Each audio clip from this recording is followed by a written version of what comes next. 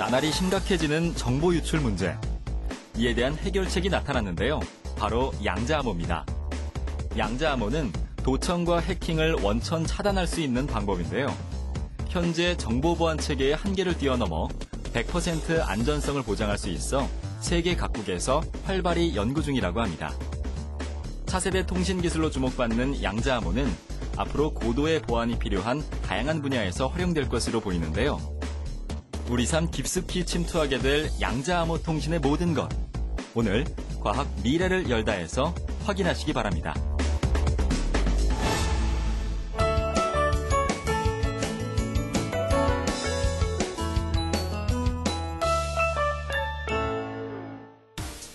안녕하세요. 과학 미래를 열다 김재환입니다. 요즘 통신계의 하두는 바로 정보 유출 문제인데요. 연이은 해킹 및 개인정보 유출 사건은 오히려 통신의 발달을 위협하고 있는 요소이기도 합니다. 그래서 도청으로부터 안전한 새로운 보안 기술인 양자암호 통신이 주목받고 있는데요. 양자암호 통신은 도청과 해킹을 원천 차단할 수 있는 차세대 통신 기술입니다. 현재 세계 각국이 상용화를 위해 치열한 각축을 벌이고 있는 신기술이기도 하죠. 그러면 지금부터 현재 정보보안 체계는 어떠하며 그 한계는 무엇인지, 그리고 이를 대체할 양자암호 통신에 대해 알아보도록 하겠습니다.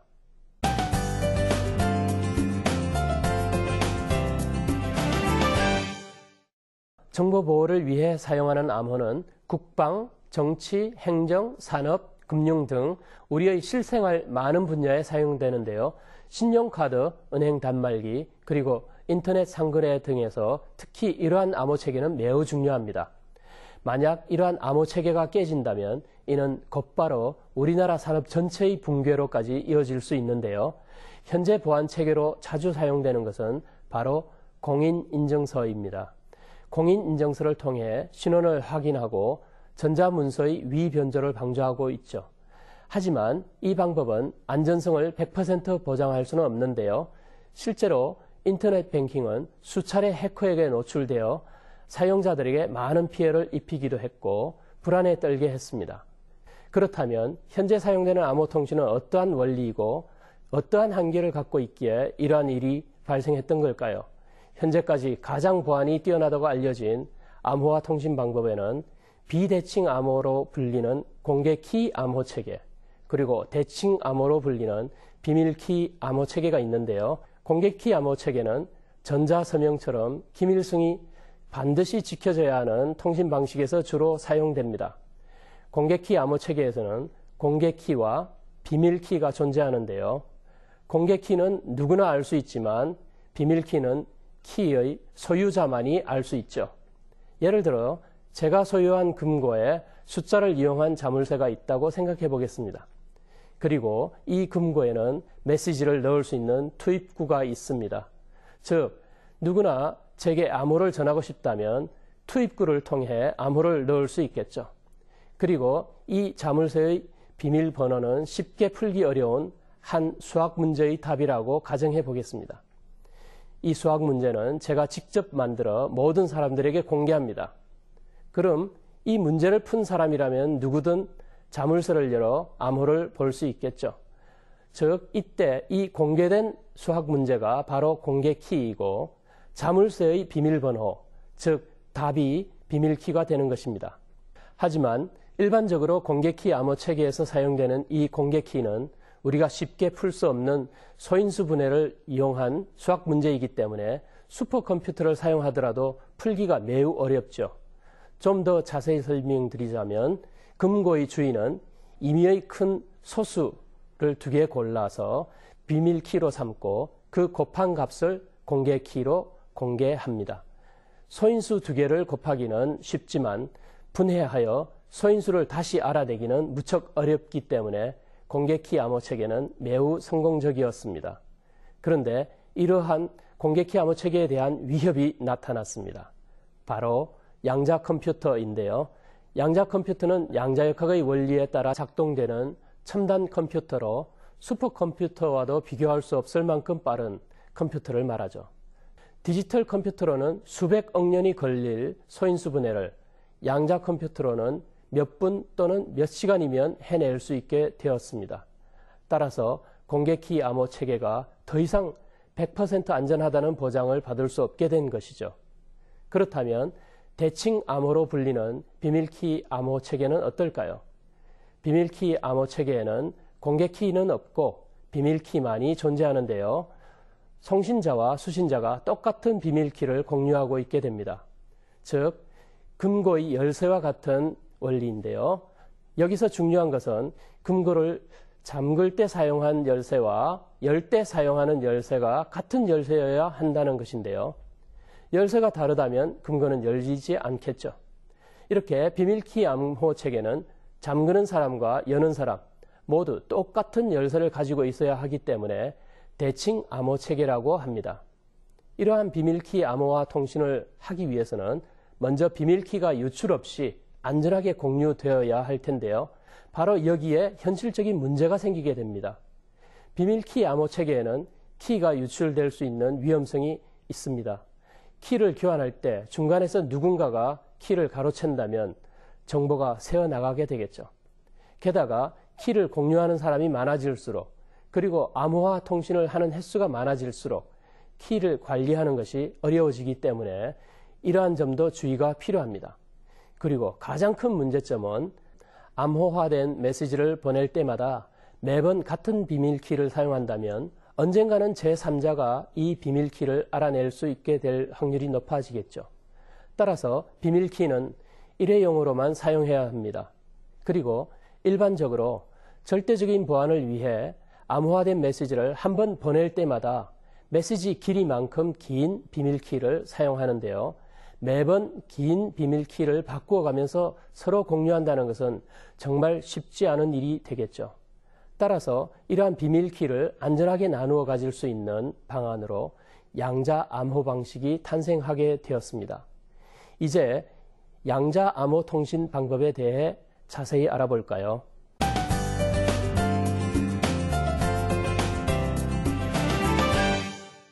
공개키 암호 방식은 풀기 어려운 문제이기 때문에 비밀이 지켜질 수 있지만 양자 컴퓨터로 쉽게 풀린다는 것이 알려져서 위험에 노출된 상태입니다. 또한 비밀키 암호 방식은 비밀키를 안전하게 나누어 가질 수만 있다면 해킹이 불가능하겠지만 비밀키를 송수신자가 안전하게 나누어 가지는 것 자체가 쉽지 않다는 문제가 있었죠. 하지만 양자 암호 방식을 사용한다면 송수신자는 비밀키를 안전하게 나누어 가질 수 있는데요. 그렇다면 이것이 어떻게 가능한 것인지 양자 암호 통신 기술의 원리를 지금부터 자세히 알아보도록 하겠습니다. 먼저 빛의 알갱이를 뜻하는 광자를 이용한 암호 통신은 빛의 여러 성질 중 편광이라는 성질을 이용하는데요. 편광이란 전자기파가 진행할 때 전자파를 구성하는 전기장이나 자기장이 특정한 방향으로 진동하는 현상을 가리킵니다. 전자기파인 빛은 빛이 진행되는 방향의 수직한 평면 내에서 전기장과 자기장이 서로 직각을 이루며 진동하는데요. 이때 전기장의 방향을 빛의 편광 방향이라고 합니다. 이 그림이 바로 빛의 파동의 진동 모습을 나타낸 것인데요. 빛의 파동의 편광 하나만을 보여준 예입니다.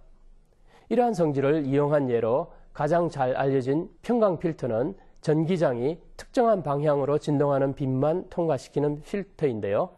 그림을 보시면 90도 편광 필터 같은 경우 90도로 진동하는 파동만 통과시키고 45도로 막혀 있을 땐 45도로 진동하는 빛만 통과시키고 나머지는 반사시키게 되죠.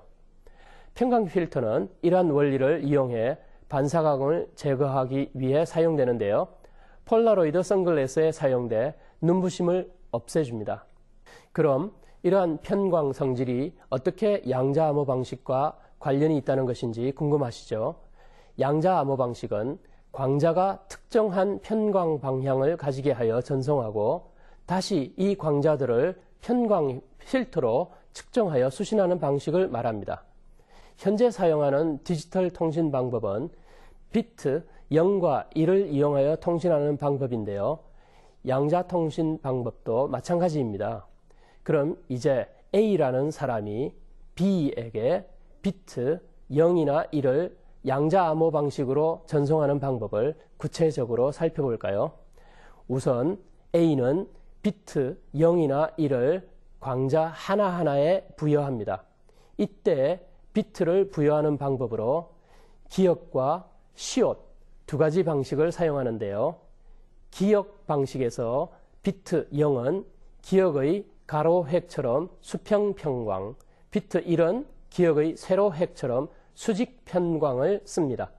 시옷 방식에서 비트 0은 시옷의 첫 획처럼 45도의 대각선 편광, 비트 1은 시옷의 둘째 획처럼 135도의 역대각선 편광을 사용하죠.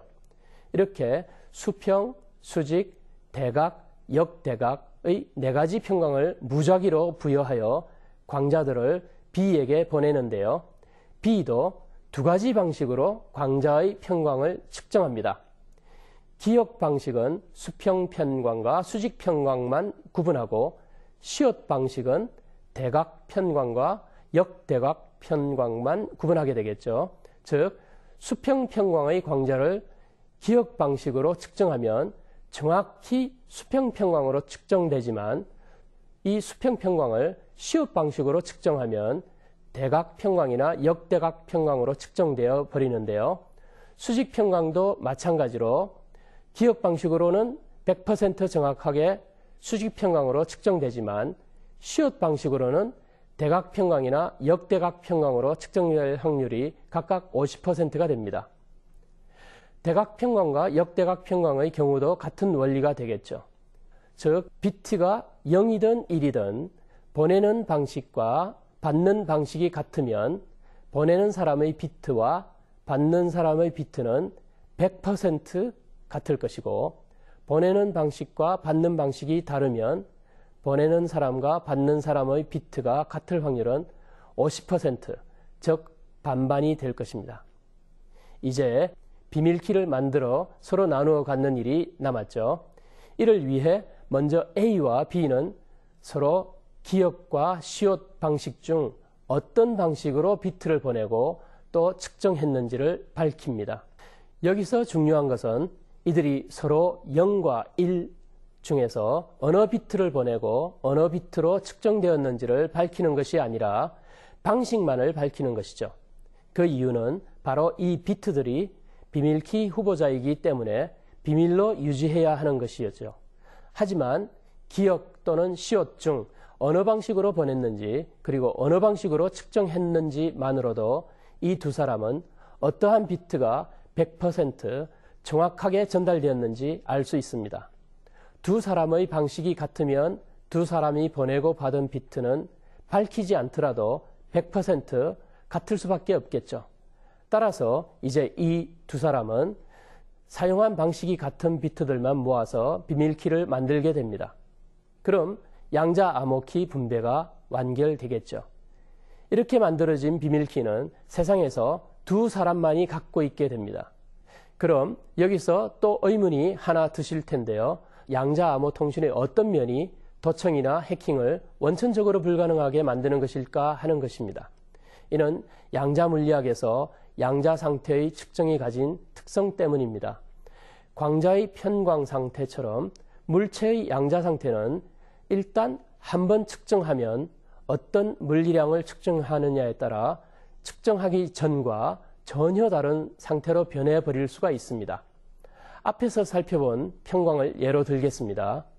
단일 광자가 수평 편광 상태에 있는데 시옷 방식으로 측정하면 대각 편광 상태 또는 역대각 편광 상태 둘 중 하나로만 측정이 됩니다.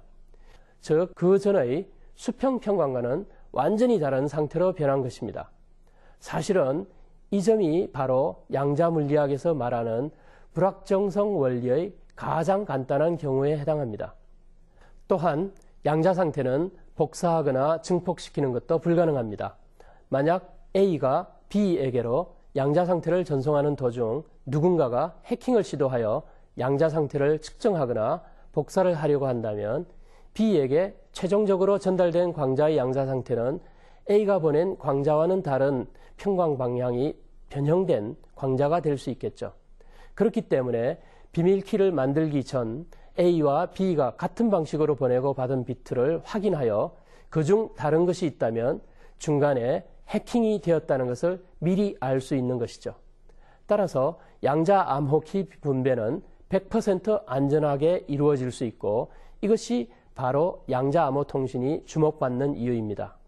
그럼 이렇게 획기적인 양자 암호 통신은 현재 어떻게 사용되고 있을까요? 그리고 양자 암호키 분배에 보완할 점은 없을까요? 지금부터 살펴보도록 하겠습니다.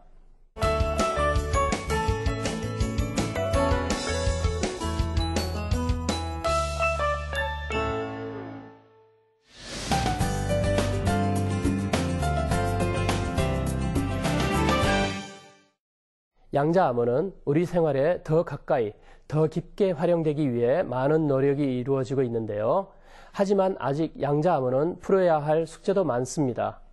현재 양자 상태를 한 번에 보낼 수 있는 거리는 약 140 내지 150km이기 때문에 태평양을 횡단하는 것은 고사하고 대도시 안에서도 양자 암호 장치를 사용하는 데 한계가 있습니다. 따라서 더 먼 거리로 통신을 하기 위해서는 적어도 140 내지 150km마다 양자 중계기를 설치해야 할 것으로 보입니다. 현재는 양자 통신을 실용적으로 이용하기 위해 25km 정도 단위마다 중계소를 설치하여 각 중계소 구간마다 각각의 비밀키가 분배되고 있습니다. 최초의 양자 암호는 1984년 IBM의 찰스 베넷 등이 발명한 BB84라는 양자 암호 방식이었는데요. 1989년에 세계 최초의 양자 암호 실험 장치로 탄생하였습니다. 이 장치로 전송이 가능했던 거리는 겨우 30cm에 불과하였답니다. 그리고 우리나라는 2005년 한국전자통신연구원과 고등과학원이 25km 양자 암호키 전송 실험에 성공하였습니다.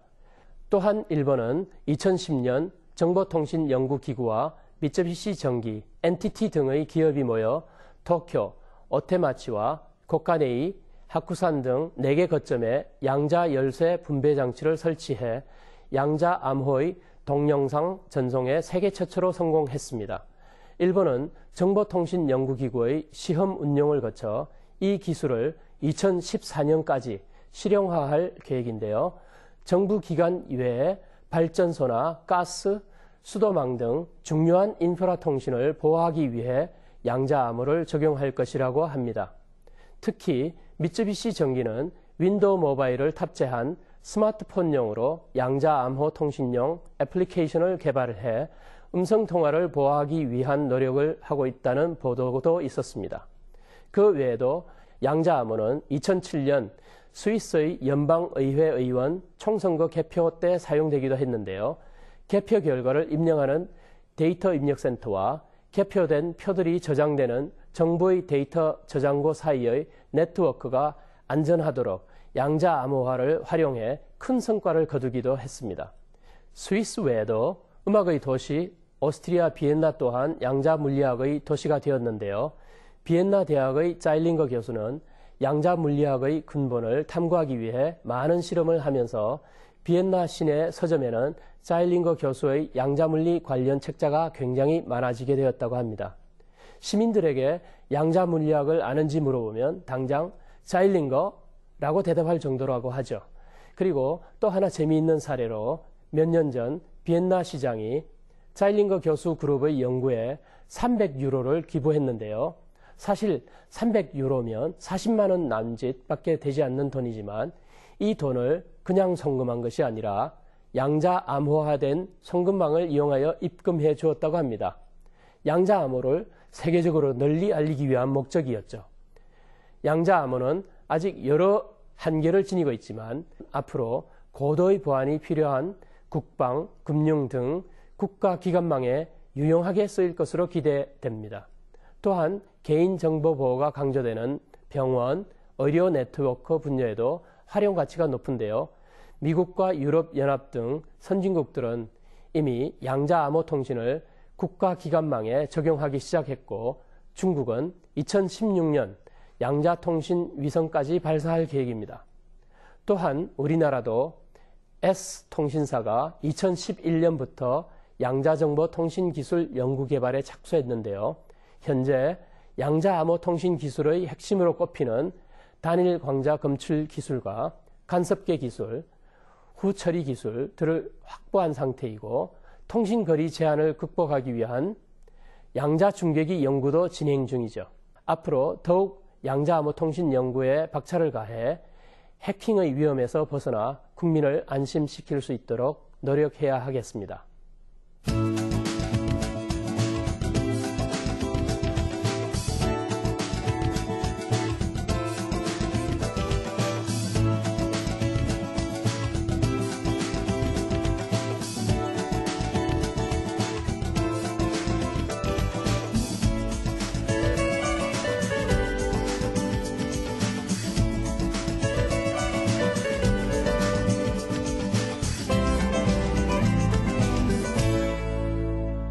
사실 양자역학은 처음 접하는 사람들에게 정말 어려운 학문입니다. 미국의 물리학자 리처드 파인만은 양자역학을 제대로 이해하는 사람은 아직 없다고 말할 정도였죠. 그렇지만 한번 익숙하게 되면 재미있게 연구할 수 있기도 합니다. 양자역학은 과학기술의 측면뿐 아니라 철학, 문학, 예술 등 다방면에 중요한 영향을 미쳐 20세기 과학사에서 빼놓을 수 없는 중요한 과학적 발견으로 꼽히는데요. 어렵고 복잡한 학문이지만 실용적이고 그 잠재력이 무한한 만큼 우리가 앞으로 더욱 관심을 가지고 연구하고 발전시켜야 할 것입니다. 과학, 미래를 열다. 시청해 주신 여러분 고맙습니다.